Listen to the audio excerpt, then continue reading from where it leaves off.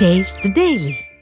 தனியார் நிறுவனங்களை வாழ வைக்கவா ஸ்டாலின் ஆட்சிக்கு வந்தார் என்கிற கேள்வி மக்களிடையே எழுந்துள்ளது. அரசு போக்குவரத்து கழகத்தை மெல்ல மெல்ல சீரழிக்கும் ஸ்டாலின் அரசின் தில்லுமுள்ளுகளை விவரிக்கிறது இந்த செய்தி தொகுப்பு. எது மக்களுக்கான அரசு என்பதை தெரிந்து கொள்ள வேண்டும் என்றால் மின்பேருந்து திட்டம் குறித்து தெளிவாக தெரிந்து கொள்ள வேண்டும். தனியார் பெரு நிறுவனங்களை வாழ வைக்க ஸ்டாலின் அரசு எத்தனை தில்லுமுள்ளுகளை செய்கிறது என்பதை தெரிந்து கொள்ள வேண்டும். மின்சார பேருந்து அதிமுக அரசின் பெருங்கனவு திட்டம். வெப்பமயமாதல், சுற்றுச்சூழல் மாசு உள்ளிட்டவற்றை ஒழித்து கட்ட அதிமுக ஆட்சியில் 2213 புதிய BS6 ரக பேருந்துகள், 500 மின்சார பேருந்துகளை வாங்க தமிழக அரசு போக்குவரத்து துறை ஜெர்மன் வளர்ச்சி வங்கி இடையே வட்டியில்லா கடன் பெற உடன்பாடு கையெழுத்தானது. அது மட்டுமல்ல, சோதனை முறையில் சென்னை மாநகரில் மின்சார பேருந்து இயக்கம் நடைபெற்றது.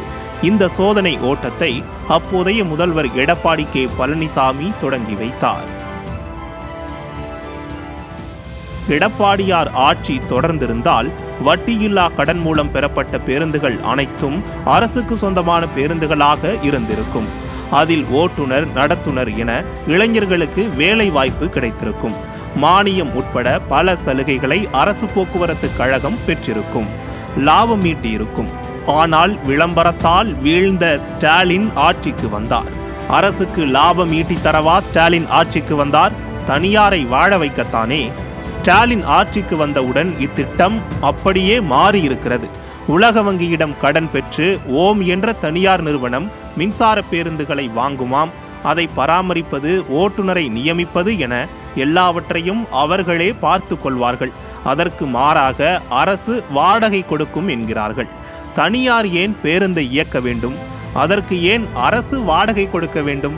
கொடுமை என்னவென்றால், இப்படி வாங்கிய பேருந்துகளை இதோ வந்துவிடும், அதோ வந்துவிடும் என படம் காட்டியதோடு சரி, துவக்கி வைத்த பாடில்லை.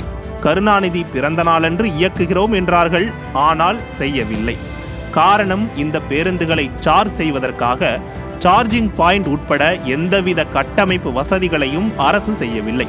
அதனால் புதிய பேருந்துகள் எல்லாம் காட்சி பொருள் போல நின்று கொண்டிருக்கிறது. தூசி படிந்து துருப்பிடித்து ஸ்டாலின் மாடல் பேருந்து போல மாறிய பின்னர்தான் இயக்குவார்கள் போல. அதிமுக ஆட்சியே தொடர்ந்திருந்தால் இவையெல்லாம் அரசு பேருந்தாக இருந்திருக்கும். இப்போது அரசின் பெயரில் தனியார் நிறுவனம் ஒன்று இயக்கப் போகிறது. இதன் மூலம் தலைமையில் இருப்பவர்களுக்கு கமிஷன் சென்றுவிடும், அவர்களது கல்லா நிரம்பிவிடும். ஆனால் அரசுக்கும் மக்களுக்கும் என்ன பயன்? எந்த பயனும் இல்லை. தனியாரை வாழ வைக்கும் ஸ்டாலின் அரசை வீட்டுக்கு அனுப்பினால்தான் தகரட்டப்பா பேருந்தில் பயணிக்கும் நாமும், அழிவை நோக்கி செல்லும் அரசு போக்குவரத்து கழகமும் தப்ப முடியும் என்கிறார்கள் விவரம் அறிந்தவர்கள்.